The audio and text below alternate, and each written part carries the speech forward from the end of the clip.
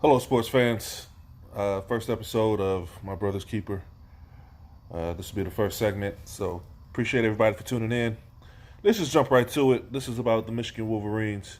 I'm a lifelong Michigan fan. I've been watching them since Harbaugh was the quarterback, and seen the transition from expecting to win the Big Ten and go to the Rose Bowl to now getting blown out in bowls and not even contending for the Big Ten. So uh, this is week 4 of the season, third game after the Wisconsin game just ended.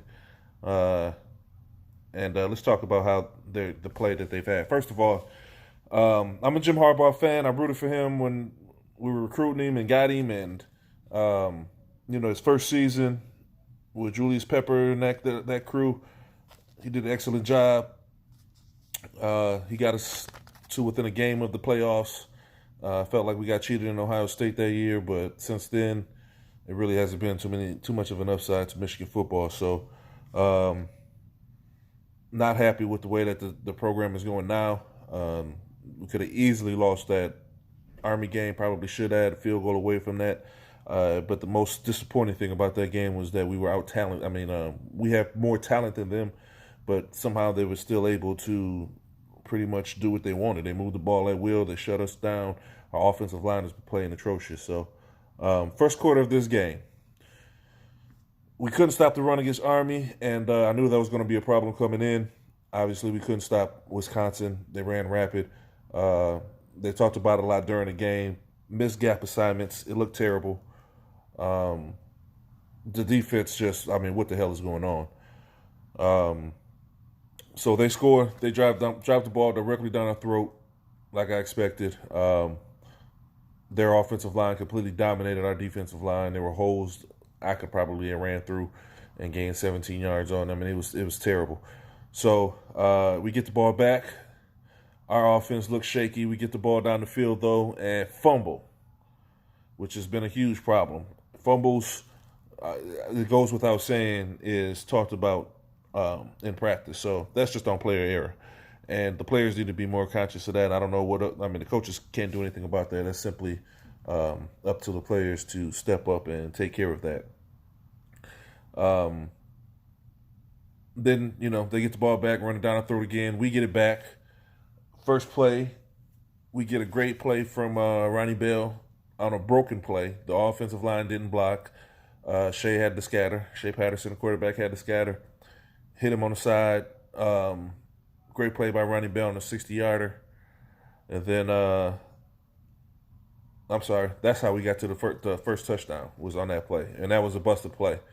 And that's how we ended up getting and fumbling, going into the end zone. So, Jonathan Taylor, running back from Wisconsin, he's the truth. Shout out to him and his Louis Vuitton mouthpiece. I don't know who else noticed that, but he had a Louis Vuitton red mouthpiece. It's pretty slick. Never seen that before. And got to be pretty confident to wear that, and he proved his confidence as he ran up and down the field all over us. On their second drive, we had an opportunity for an interception, missed it, dropped one from, I think it was Martellus, 14. And they end up scoring on that possession. So when you get those opportunities, we got to capitalize on them. We didn't do it. There was another great catch by Ronnie Bell that was overturned. He dove on a third down play, caught it. Ball hit the ground, but he still maintained control. Terrible. It was overturned. We ended up having to kick. They scored on the next drive. The defense was just outcoached. Wisconsin ran, then got in the shotgun. Michigan put the pin the ears back. Everybody could see it was a blitz. Boom, they ran a draw, got 20 yards on it. Like, they suckered the Michigan coaches in on Wisconsin's offense, suckered Michigan's coaches in on defense. It was just a complete slaughter. Wisconsin outplayed Michigan from the beginning to the end. Towards the end, we saw a couple of good plays from the receivers. When Shea finally got some time, the offensive line. Let's talk about the offensive line for a minute. There's no reason for them to be that bad.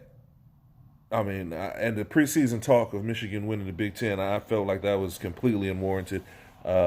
we were weak at paper thin at running back, starting a true freshman. Great receiving core, but they came in banged up with Donovan Peoples-Jones not being at 100%, and Tariq Black and Nico Collins both having a history of injuries. So I don't understand where all this hype came from, especially with a new offense. We had no idea how it was going to look. Shea came in. Last year was his first year. He had to learn a new offense. Now he had to turn around and learn another new offense. And by the time he figures it out, hopefully if he does, because at this point the offense, there's no continuity. Actually, we don't even know how the offense is because the offensive line is so terrible, we're getting sacked before he even gets a chance to make a read.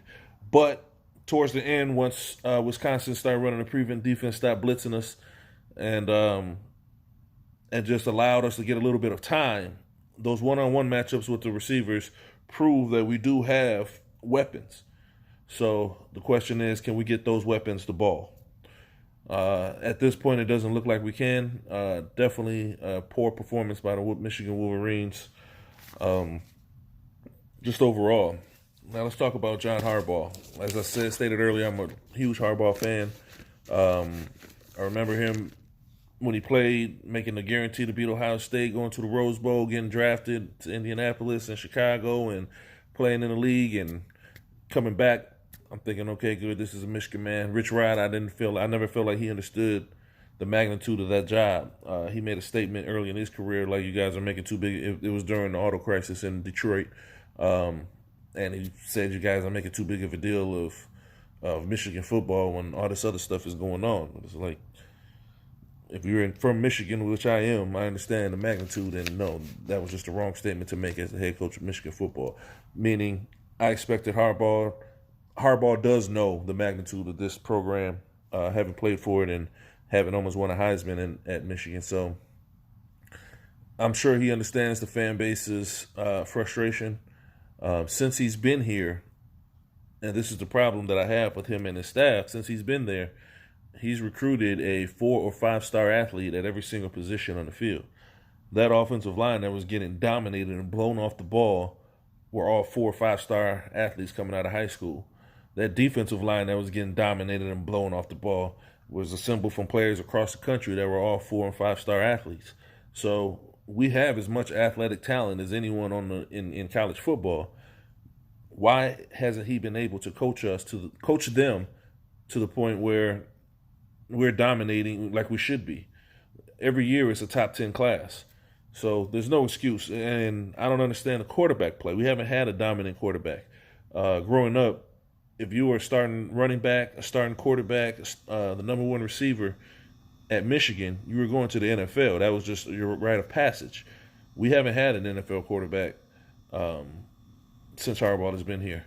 And all we've had is 4 or 5 star quarterbacks. We had Shea Patterson currently now coming out of high school was rated as a 5-star quarterback, and some had him rated as 5-star.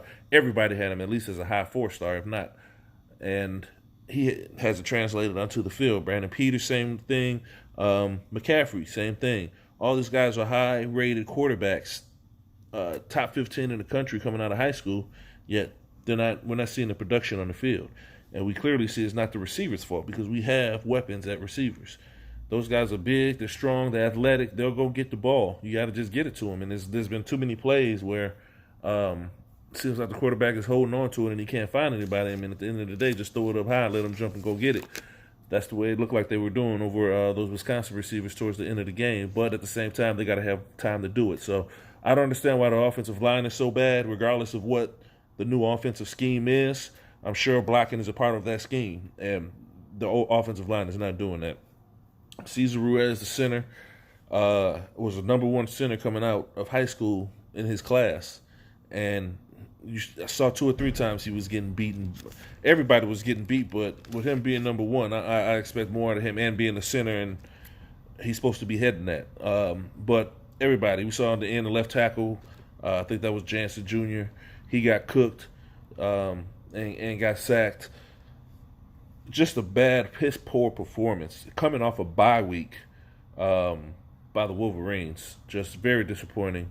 So Michigan is definitely in a state of emergency. The Wolverine, something needs to happen, and the type of issues that I'm seeing, I can't see that being fixed in a week. Like, this might be a very, very long season. Next up is Rutgers. Typically, that's an easy game, but the way the offense is going right now, no, there isn't an easy game. So, to wrap this up for the first episode, just thanks for joining, and look for some more content. It'll be coming at you soon, and we'll also talk about some NFL and some other things. So, talk to you soon.